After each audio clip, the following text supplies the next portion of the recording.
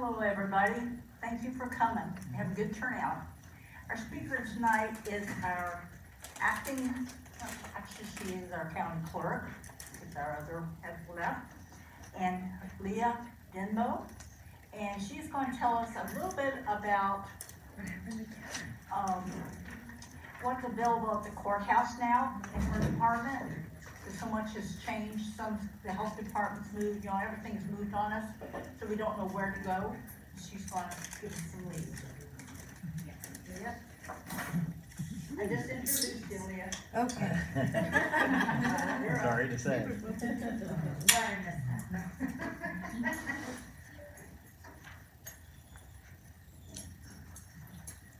Good evening. I am Leah Denbo. I am your county clerk. So we have all your old records for the county. We have marriages, divorces, criminal, probate, wills. And so the naturalization records, I think, are put up in the stuff that we could never destroy, and I haven't come across them yet. I have been in the clerk's office doing the micrographics job for almost 12 years. I know there's few that I have had some conversations with. All of our records start 1823 to current.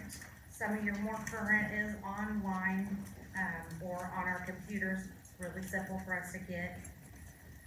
Most everything is in a book. You have to go look through the book to get the case numbers or file numbers, and then we pull the film jackets or the reels of film to get the information that you're needing. We have all the marriage records from 1823 to current. We are located on the second floor of the courthouse, and we do, ever since the pandemic, and we moved everything upstairs out of the basement so we could protect our film from the dry down in the basement. And they're not as good of air quality as what we have on the second floor. So we do charge $1 per page. The state tells us we have to charge that. And I do have about 24 little letters that has my email and our office number, and then I also have on here for the health department, for the birth or death records, their phone number, and the recorder's office for any of your property records, which those are out of the new government building at the old Williamsburg Healthcare. Are there any questions? Do all of the other government offices charge the same for copies? I do not know. I know birth certificates used to be about $10, $12. I don't know what they are for the older ones. And I'm not sure on a death record. And does the state require $1 a page for Xerox? For all of them? For most of them, the state tells us we have to charge $1 a page, but some of them, if there's quite a bit and we're not sure what you need, we don't charge except for what you want out of it. If we're pulling them and looking at them so you can look through them. Because some of that on the old reels of film is a little bit more difficult to read until I learn to play with it a little bit to get the contrast and stuff down. So it just depends on what you get. So, yeah. But I don't know what the other offices have to charge. I only know what the clerk's office has to charge. Leah, also, the reason why the births and marriages and deaths cost more because they're certified copies also. Yes. Marriage records, we can give out just an uncertified copy. We don't always certify them if they're due the DAR. We have a lady that works in the courthouse that she is part of the DAR, and she just needed a marriage certificate, no certification of it, and it's only $1. Okay. Well, that way explains part of the cost difference. Yeah, it does. The ran jail records for who was in the jail early days, are they still at the jail or are they at your courthouse? So some of the records are at the jail, for like the arrest records and stuff, but they actually file criminal charges, it takes a minute to find them. I had to go find some, from 1942, and it took a minute. It took a minute. But we have all the criminal charging from the prosecutor's office and what went on in court, that they have all their jail records. Okay. We have some of the transfer records upstairs in the archives. Yeah, the prison. Yes, sir. What are your hours of operation? 8 to 4:30, we do close for lunch from noon to 1. And she is going to give a handout. That I forgot to put on there.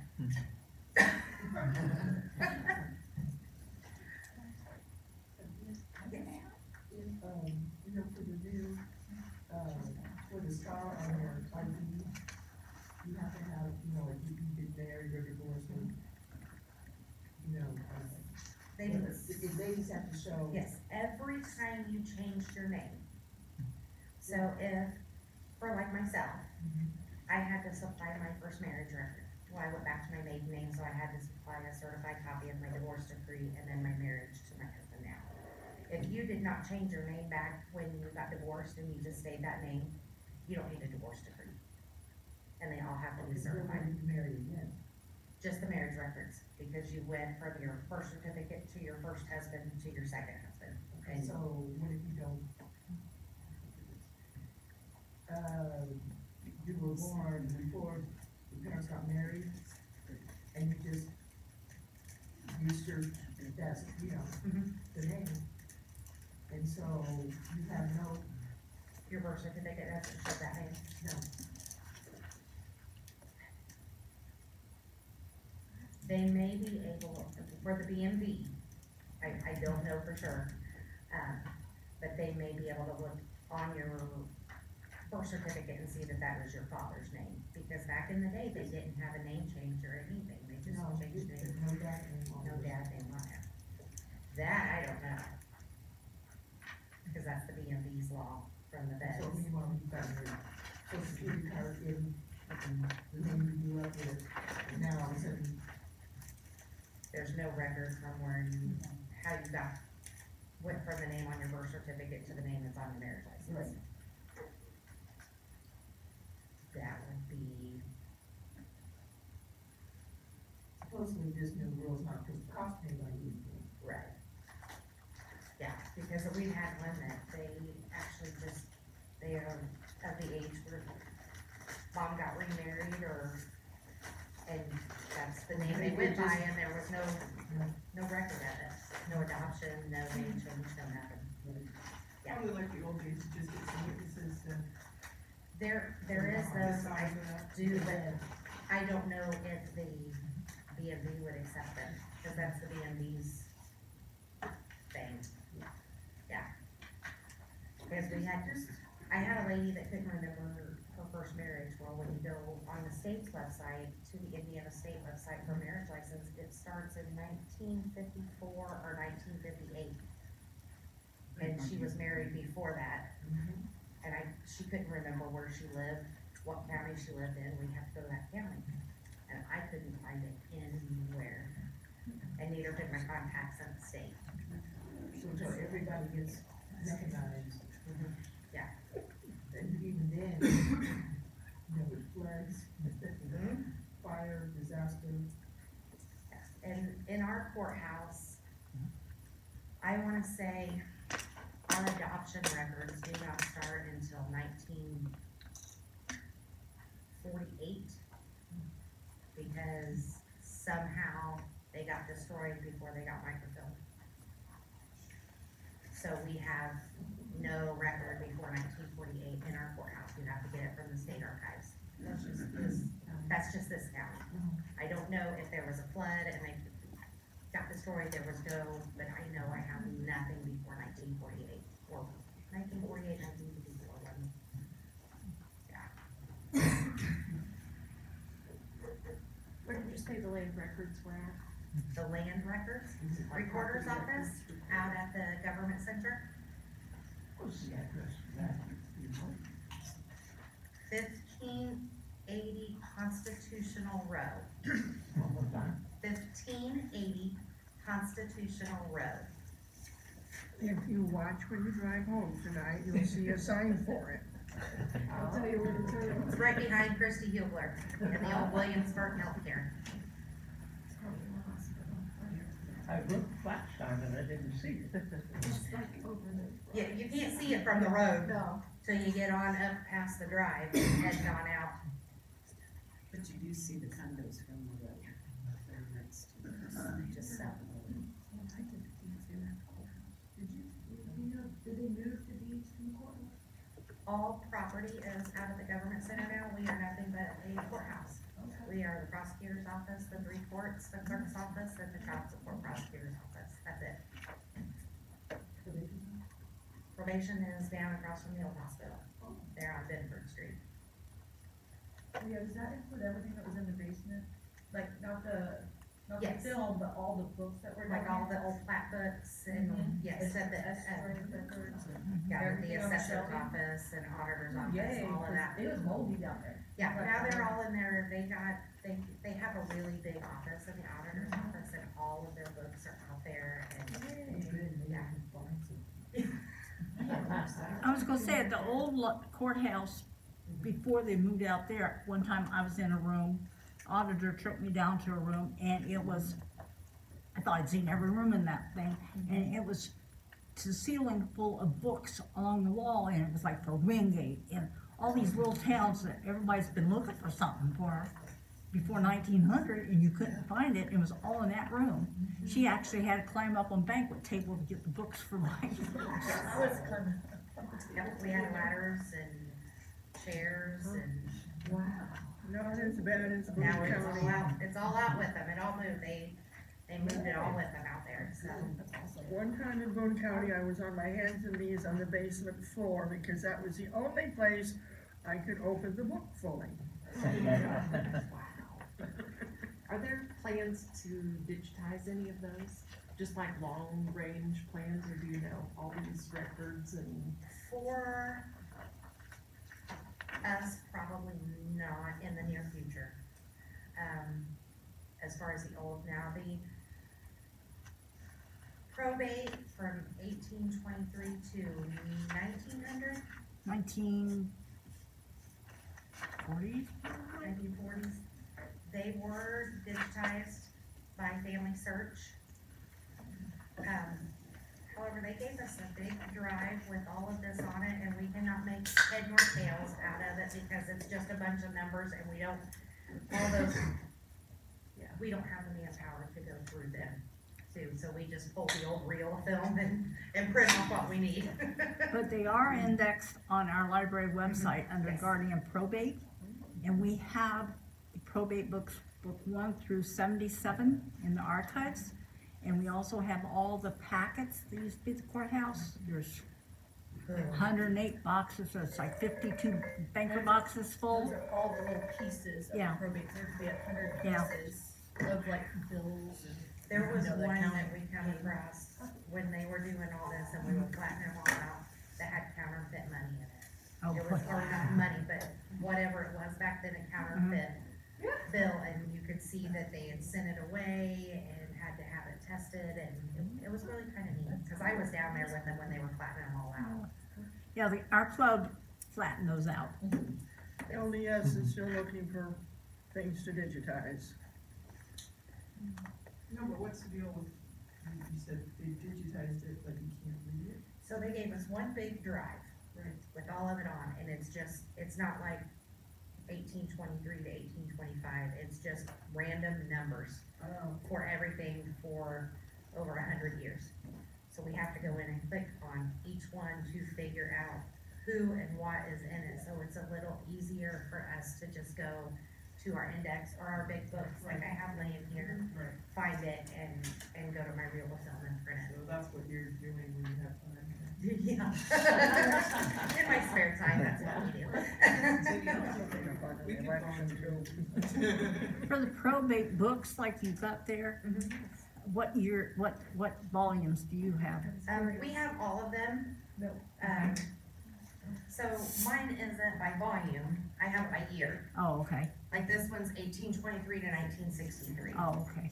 And ours are just in that with, it's not so much a volume, our volumes are, or books is what we call them, on our reels of film, we have like book 1, which is this year to this year, and then book 2 from this year to this year.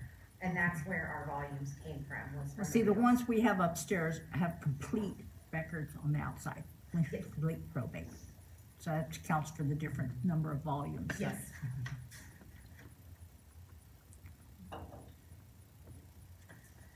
Oh, as far as the, marriage records, we do get some calls because they get married here, but they lived in another county, so they actually got their marriage license in the other county.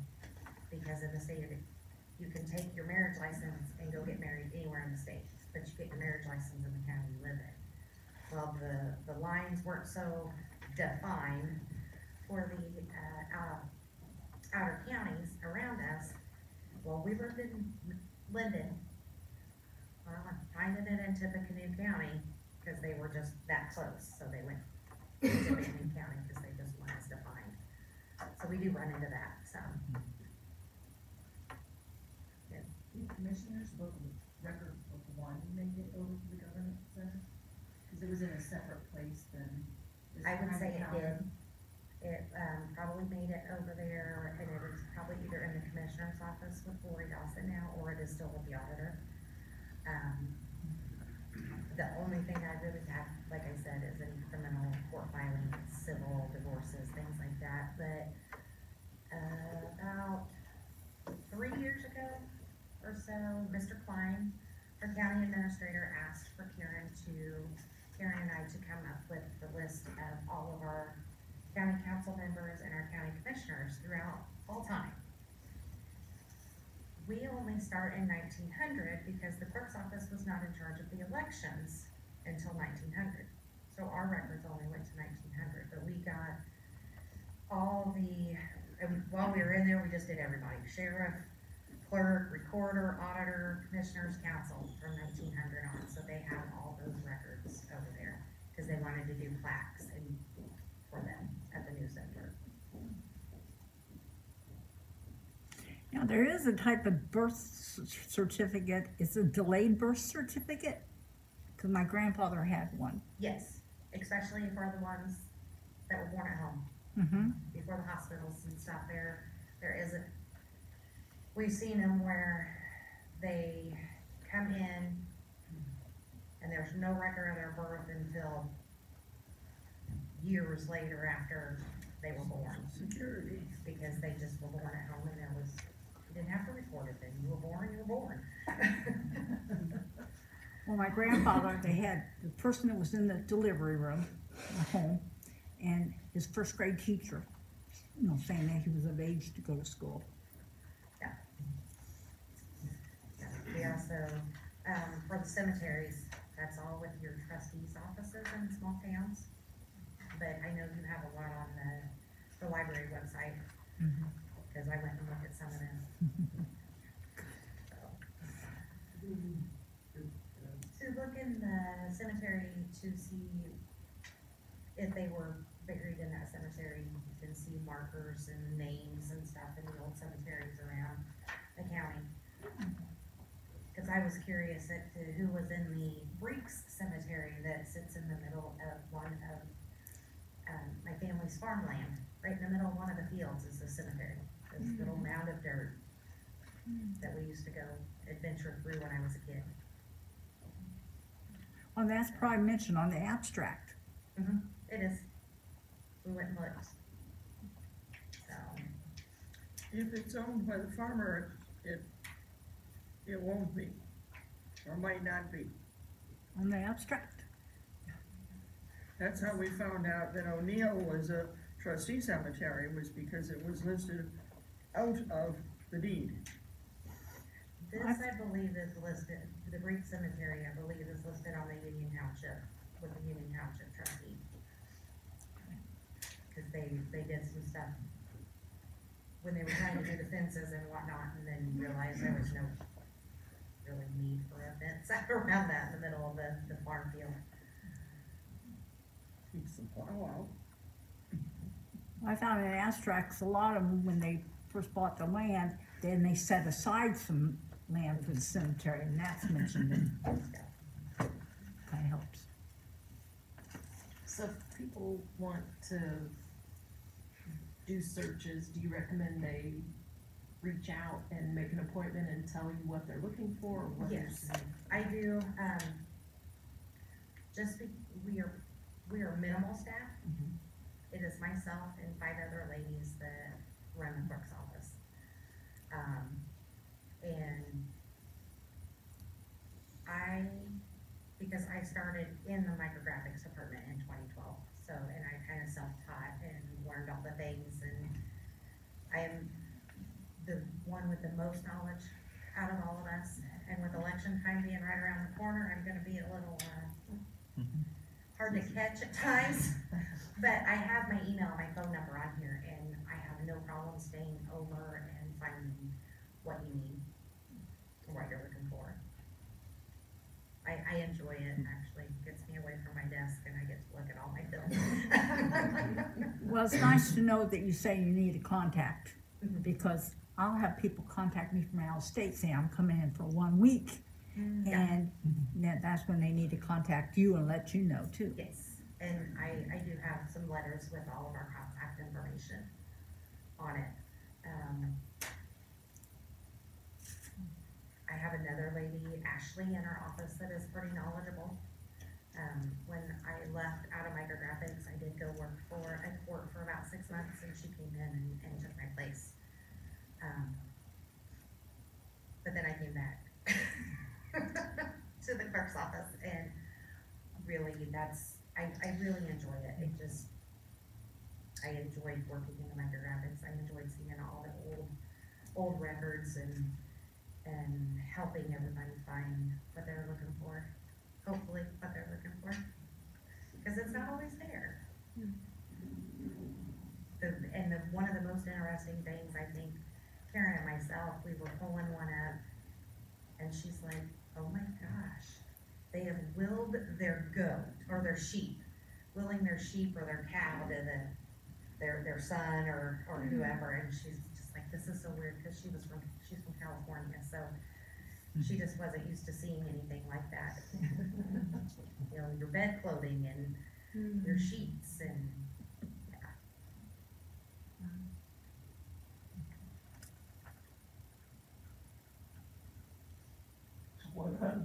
Excuse me, what other interesting tidbits like that have you run into? As far as genealogy, I think about the most, a marriage license, we were looking for marriage records. They were trying to find where their grandmother or great-grandmother was born in the procession of the father's marriages, and the father was never divorced from the first wife that we could find ever, and he had 3 or 4 after that. So, yeah, that was pretty interesting. They're like, well, where's the divorce record? I'm like, not in Montgomery County. They're like, well, all of his marriage records are here, and I'm like, well, his divorce is not. So I don't know.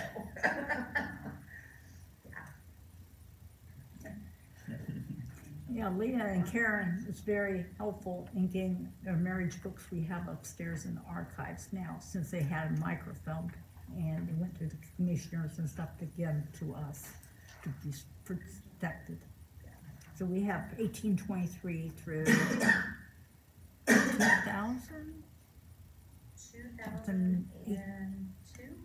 something like that, upstairs. Scanned or indexed? They're indexed already, and scanned, no, they're not scanned yet. That was one of my jobs I was working on. Mhm. on Some of Oh, them that was the are marriage scanned. affidavits, yeah. You know, some of them are scanned, the affidavits, some of the actual marriage license, we can actually print from the library website. Mhm. My grandmother and grandfather's is one of them from 1934. The first one in the first book, you guys used to keep in the desk drawer, it started 1823. county became a county in 1822, and in 1823, they were ordered to build a courthouse and get a commissioner. They elected in 1823. Yes, sir. Are there any records, even fragmentary, prior to 1823? Not that I have seen, no. Not here. Not here. They would probably be at state archives in Indianapolis at the new, because we just went and toured that building, last year. And they have, I was looking at the maps for when all the counties started, and you could see the Indian tribes being pushed further up north, and each of the counties coming in on the maps on the walls. And they have a lot of that stuff, and they were showing us how they were getting it back from the black and the mold from it being held. Were we a break off from Putnam County? Hmm. Were we a break off from Putnam County? I think, I'm trying to remember, because I didn't see it, they didn't have the maps up yearly, but it was about every 5 to 10, you could see how the tribes were being pushed more and more north.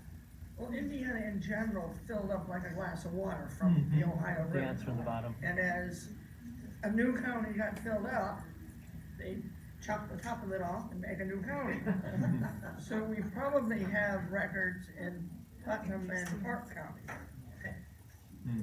Cause I think you had to have a population, you had a Yeah. certain population to become a county, right? Yeah. So Yeah. if, like you said, Putnam was maybe the originating county, and then there was Well, enough Mountains people moved County was into originally Montgomery County. first, and then it got chopped off.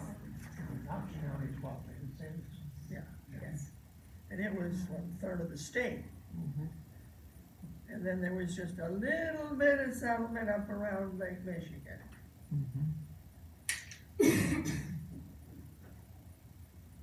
And if you're interested, the Allen County Library has our commissioner's records indexed. When did the national road come through, and how far south of us is that? Indianapolis, US 40. Indianapolis, yeah, that's 40, goes through, Richmond and. next parallel to 70. Richmond, Indy, Terre Haute. When did that originate? Wasn't that way back earlier? I don't know, 1840s, would you guess it was there? Maybe. Yeah. That and the I can tell Michigan you, Road made Indianapolis the crossroads of America. Lincoln took that in Those- 1848, 49, so. Chris was in Indianapolis. Yeah, that well, was it the probably was. Crossroads. I don't know the exact, but. 30, it's not as old as the other two, but yeah, it's a big one. I think it was my 4th grade geography. We just followed the highway west.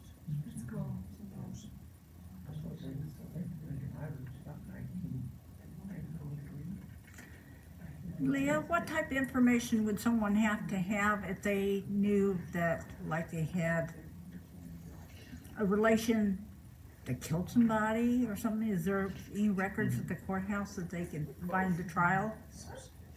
So for us, if we had the name of the criminal, and a rough year, around about a year of when they were arrested or charged. It takes a minute to find those. I had a set of twins that got in trouble for armed robbery right down around the courthouse area in 1944. And it took me a good 3 weeks to find any information on it, but because I had to go through indexes one by one and read and try to find the list on the index, and then I finally found it and listed in our criminal book, but that isn't in any type of order when we get that far back, so it took a minute, but if I could, same way with any will, the probate, it's a date of death and a name, and then, of course, as y'all know, we get them, well, It was spelled Custer, it started out Kuster, and then it ended up being Custer, because as the time went on, they kinda dropped letters or changed letters, and so we have all kinds of different spellings too. But I can usually, if it's there to be found, it takes me a minute, but I can usually find it. One question I have, when did they finally go ahead and make it a point, or did they ever make it with the state, make it a point to like town clerks or city, county clerks, whatever, that you had to be able to spell? Because it's, now they spell I whatever. still have trouble today, no. Oh, my God. No. I don't know, but I will say, looking at the old records, it's beautiful handwriting, but when most of the time I have to print it out to be able to read it real well, just because, to me on the screen, it's not as clear. I don't know when that came in at all. I would think that they should at least know something. Or the shorthand, Even today, the number of times I lean over, I tell them my name, I tell them how to spell it, I lean over the counter and say, there's no E on that. we get, my married name is Denbo, and we get it spelled D-E-M-B-O-W, D-E-N-B-O-W. We get Dumbo, D-U-M-B-O. And then with my name being Leah, they leave the H off of it a lot, or they spell it like Lee, L-E-I-G-H. Or they try to throw an A on the end of the H. So, yeah. Even at one time when corrected me on how to spell your name, Right? as a D-I-C-K-E. Machine company like, Yep. Mine doesn't autocorrect to my name or my last name. Yeah. And it really didn't like Karen's name, because she spelled it K-A-R-Y-N. And one time I saw where like Montgomery County had a website where a person could go to see the certain documents. Do you have to be a member for that, or? No, there is, www.mycase.com that you can go on and you can look at public record documents. There's certain documents that aren't on there, but, we went to Odyssey for our criminal and our civil filings, court case filings in 2018. And then that made it available online to where you could see, but if it's anything that is not public record, you can't see it on there. Adoptions, protective orders, anything doing with children, things like that. That won't be on there, but there is, and you can also find it through the montgomerycounty.in.gov website. Do you have to have a password for that? Nope. I think one time I tried that and I didn't get nowhere. No, you shouldn't. My case, you can get in my case. Yeah, you can get in my case just about any time, and I think there's a link, I'm pretty sure there's a link on our Montgomery County website on the clerks, because now you can pay your traffic tickets, your court costs, fines, and fees on there also.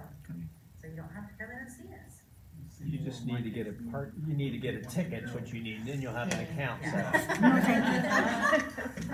I said she just needs to get a violation on her record, and then she'd have an account set up. I wouldn't. So, yeah, there's a lot of information that is out there, and people that really know how to find it can find it, whether you want them to or not.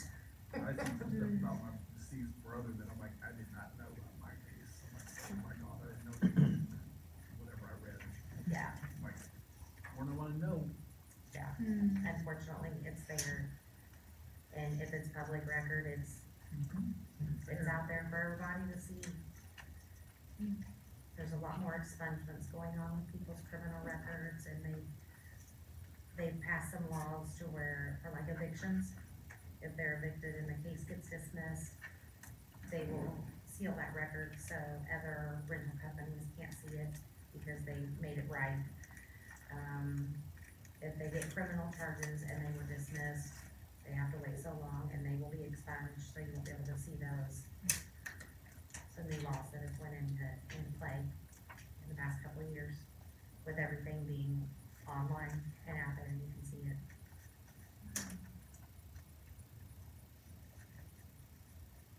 It's one thing we gotta do, we gotta stay up on top of the law in the office. Now, if someone applies for marriage now, they have to do that in person, or they just do it over the They internet? have to come in person together. They can start their marriage license online.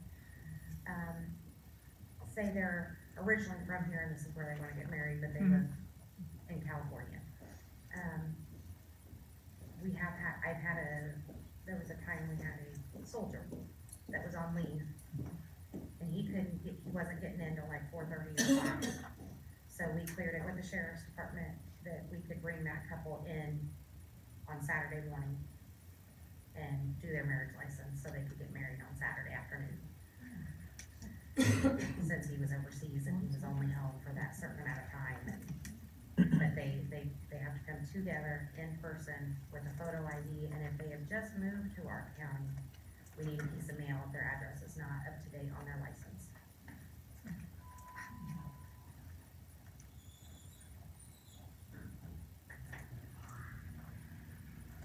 Do you have any involvement with these, companies that try to correct, records? I don't have anything particular in mind, but I think credit bureaus sometimes are obligated to try to correct things that have been fixed. Does that ever involve your office? Yes and no. It doesn't involve our office personally, but like a judgment that goes on somebody's credit report, they get the information from our records. They don't actually come in the office in a judgment book anymore, they're online. I don't know how they do it by any means, but they get the information and they put it on the credit report, and it is their responsibility to get the information when it is paid in full and is satisfied to take it off of your record. Because we used to have that quite a bit with them calling and complaining because it was still showing that it was still showing a balance. And the only thing we could offer them was the satisfaction that they had filed in the court case, so they could show their lender that it had been satisfied and it was not an actual outstanding debt. But whose responsibility, when you said it's their responsibility? The credit reporting agencies or their researchers that they hire to do the research. Because we do have quite a few researchers that call in and ask for estate information to see how the property came to the person that's trying to get a loan on it. They want satisfactions or judgments off of small claims or collection cases. And that way they can get it to the lenders to show them that that is a cleared up debt and it has been satisfied. And they can show them how that person got that property. I hear radio ads, frequently lately, advertising the service to protect your home, deeds from being stolen out from under you by, forgeries. Is that something that has crossed your attention there? It doesn't, because those are all done at the recorder's office. All the deeds are handled in the recorder's office. I haven't heard of any in Montgomery County, but they have been made well aware. If it's something that comes in and they don't think it looks quite right, it throws up a red flag to them, they are to contact a certain place to let them know or find out if it's really them or not. With it being such a small community, a lot of times we know them. Yeah. And know that they didn't sell their property, or they're not deceased. I think they've become, I'm from Boone County, and I know they set up I can't remember if it's Docs Prop or something. Docs Pop. Docs, yeah. So anyways, they set that up, so you can set up an account, you can go and check your information, so you don't have to go to the recorder's office, right? Yes. To see if there's anybody that's trying to Yeah. finagle you out of your File, you know, property. file a lien, not necessarily a lien, but, taking action against your property. you know, And our plus it- county has Docs Pop. And they had to, I assume it's everywhere now, Yeah. isn't it? I mean, it's free Even when I service, so. worked at the attorney's office in 2006 to 2012, it was, we had Docs Pop then and we could see a criminal case if it was there, we just couldn't see any images, and they were just starting to do the deeds to where you could go onto Docs Pop and see them or submit them to your recorder's office for recording with your online payment. Right, right. Now, do you deal with a lot of, companies that are doing estates? And try and find the descendants? So, we had a lot coming in when they were trying to get the wind farms in, doing research on how all of this property is where it is now. And then we had some more come in when they were trying to do the solar farms, researching just to make sure that the property was how it became to where it was. I have a lot of title companies that their researchers for the title companies will reach out about, there was an estate, can you get me the closing statement and the personal rep paperwork, so they can show that it's legit, they do own that property, it was given to them in the will or in the estate. Well, I've had a company from Canada that's out of Seattle. I mean, they're in Canada, but they're Seattle's their home thing. And, you know, like where people died here and they're, some of the descendants of someone's died and they, you know, try and trace it all down. Yes. I don't have that very often.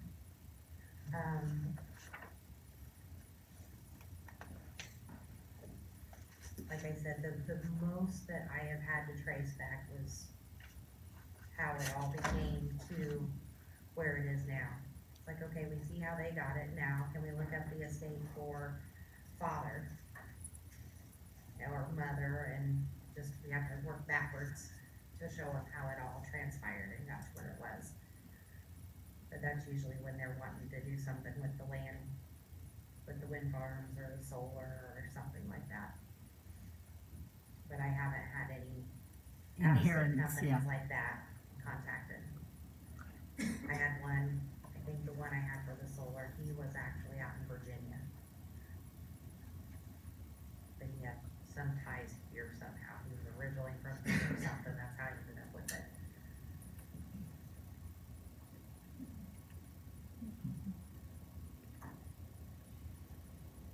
About 10 more minutes, if you got any questions. Do you have any linkages with other clerk's offices in other counties in the state? Oh, yes. We have a clerk's email. Once there's a question for something that somebody may have, they will email the entire 92 counties, or 91, and get everybody's responses if they, because some of the stuff we don't see very often, or you just see it once in a while, and then one of the ones was the 1099s, because we're kind of the middleman. Do we send out 1099s? Do we not send out 1099s, you know? So, there was a big one on that, so, but yeah, we all bounce things off of each other, and if there's a question, there's, you know, you just put it out there to all them and see how if they've had any interaction with that type of feeling in there. One of them we don't normally, and we haven't, I haven't done one in the 12 years I've been there. We had somebody come in and just wanna record their will. Still living, wanted to record their will, and I know attorneys' offices used to bring them over, and we would record them, and we kept them, a list of them, and file marked them and put them in the old metal drawer cabinets. And we went through them all, and got them back to where they go, and we still have some. But we had a couple, they were, and middle-aged couple got married, they each had kids of their own, and they wanted it documented and recorded. So we reached out to the state, to our provider for our computer system, and then I reached out to some of the other county clerks to see how they did it, because each county seems to do it a little bit different, I think. But we went with what the state told me to do, that's how I do it, how I have to do it. And it's about a $25 fee if you wanna record your will in the clerk's office to have it on record. Now, the DD 214 to do with military, is that out the government center? Yes, that is in the recorder's office also. Okay. That is if they recorded it, not Yeah, all of I them know. recorded it. I knew it used to be in the Usually it's the- recorder's office, that's the reason I asked, because we have military. The county that they lived in when they got discharged is usually the county that it's recorded in, if they recorded it.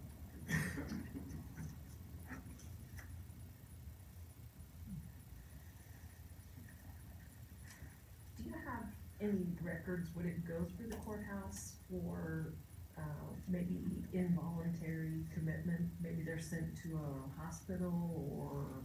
So we have mental health records.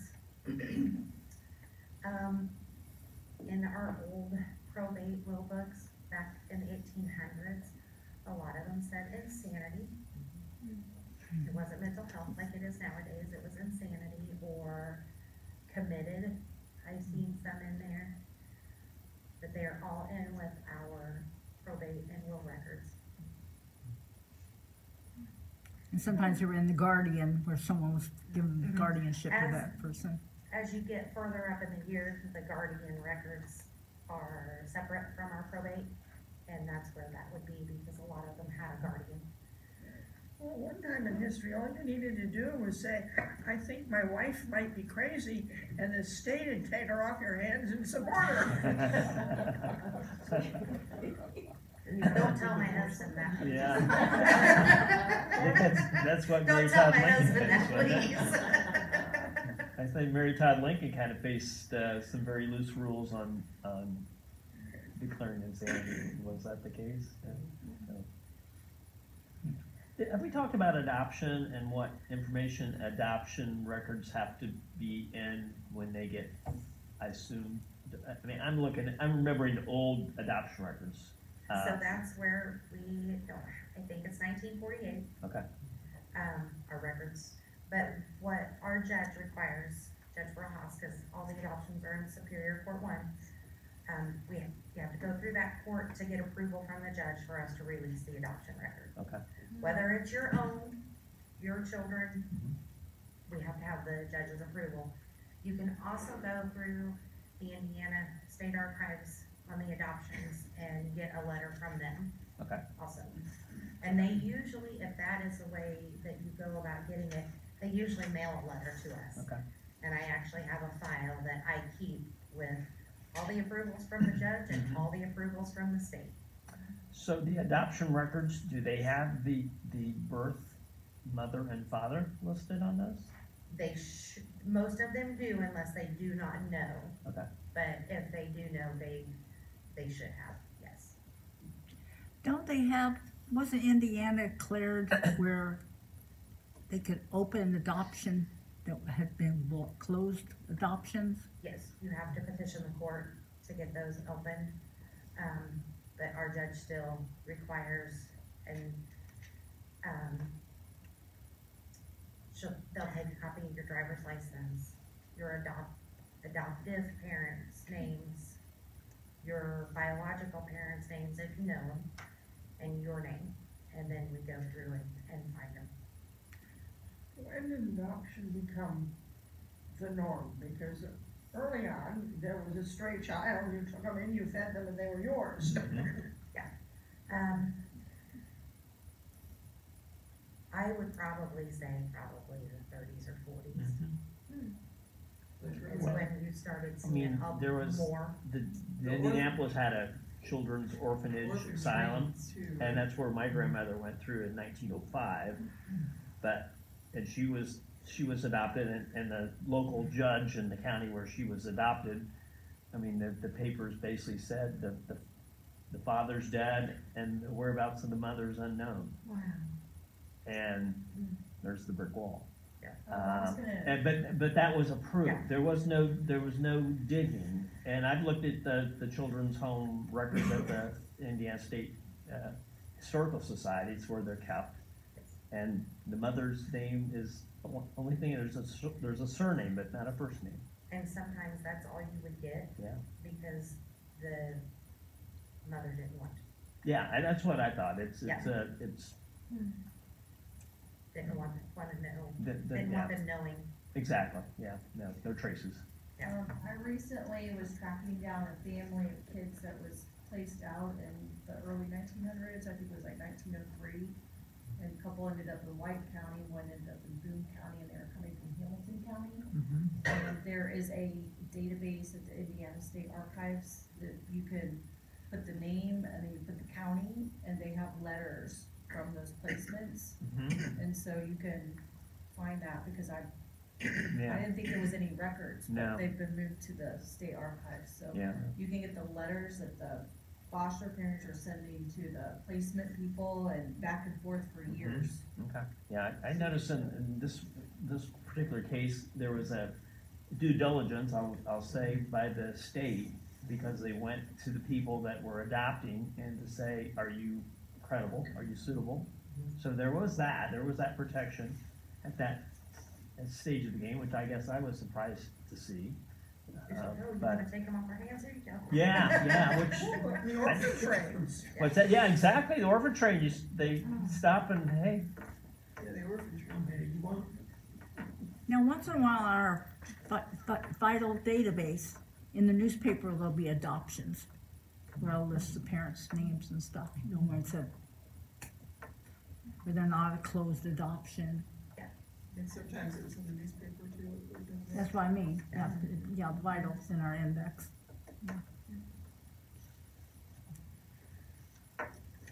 Yes, sir. A friend of mine, very interested in genealogy, had family that, spent considerable time in the early years down in very southern, Indiana. And his family was Roman Catholic. And he said that the Catholic Church down there had this enormous ledger with all sorts of birth and other records. And that was apparently standard among the Catholic churches at the time, at least. And I wonder, has there been any organized effort to transfer all that data onto the official public records, or is some of that still? I would say the church still has it. I have not seen any of the records at the courthouse. I some would say that- denominations kept good records and some denominations did not. He also reported looking at, it may have been a different book, not at the church, I'm not sure, but it listed in terms of a criminal record, for each prisoner. This book opened out, it was tall and wide, and it would open out, and they started on the left, he said, and started going all the way across in very small handwriting to record all the important events for that prisoner's time under captivity. And some of them went pretty far across. And maybe some of them had repeated entries, I'm not sure, but does that kind of a book ring a bell, and what would you call that sort of a book? Where would that normally be? I would say it would still be with the church. I haven't seen anything along those lines in the clerk's office. And I think I have been through all of our old, what we call the dungeon closet, where all of our old records are kept, like our old books and stuff that we don't get into, for safekeeping, that we have to keep forever and ever and ever and ever and can never destroy. And I have never come across anything like that in the clerk's office. So I would say it'd probably still be with the church, if the church had any of that, or with the prison archives for the prisoner stuff. That's like for Crawfordsville, we have the Poor Farm register. It does like he says. It tells how many times they were in there, and that is on our library website under digitized resources. And we have the original book up in our collection. Do they have the records in Greenwich? Do I what? Do they have the records in Greenwich? Was the poor farm being placed for, an asylum? You might find some on a census listing, you know, who was in the asylum on, Well, that's like 83. Hmm. And he remembers that it was also, asylum, for, sick people or. yeah, well, that's poor farmers, Well, that, yeah. Also families, yeah. Okay, so they have those records too. Yeah, we have those. Well, let's give her a great hand.